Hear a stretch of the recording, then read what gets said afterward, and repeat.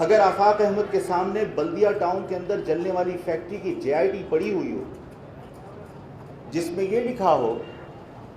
गिरफ्तार शुदगान ने एतराफ़ी और इकरारी बयान दिए हों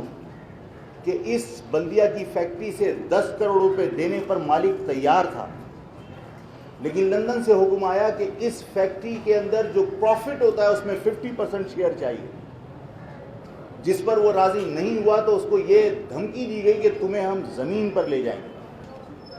और उसके बाद गवर्नर हाउस में बैठकर मीटिंग हुई। गवर्नर हाउस में बैठकर ये दहशतगर्दों को अहकामात जारी किए गए कि इस फैक्ट्री के दरवाजे बंद करके फैक्ट्री को आग लगाई गई, केमिकल फराहम किया गया। जब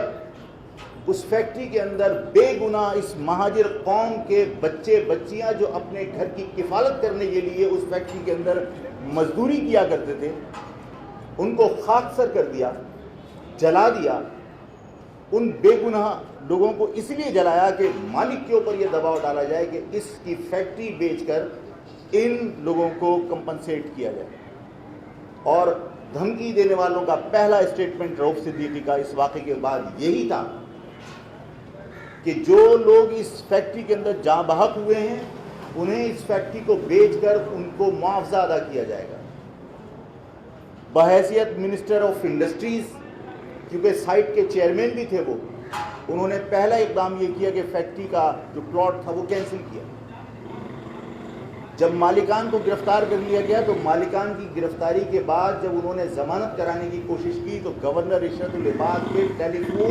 टेलीफोनिक कन्वर्सेशन रिकॉर्डिंग वहाँ पड़ी हुई कि जजिस को धमकियाँ दी गई कि इनकी गिरफ्तारी, इनकी जमानत नहीं होनी चाहिए।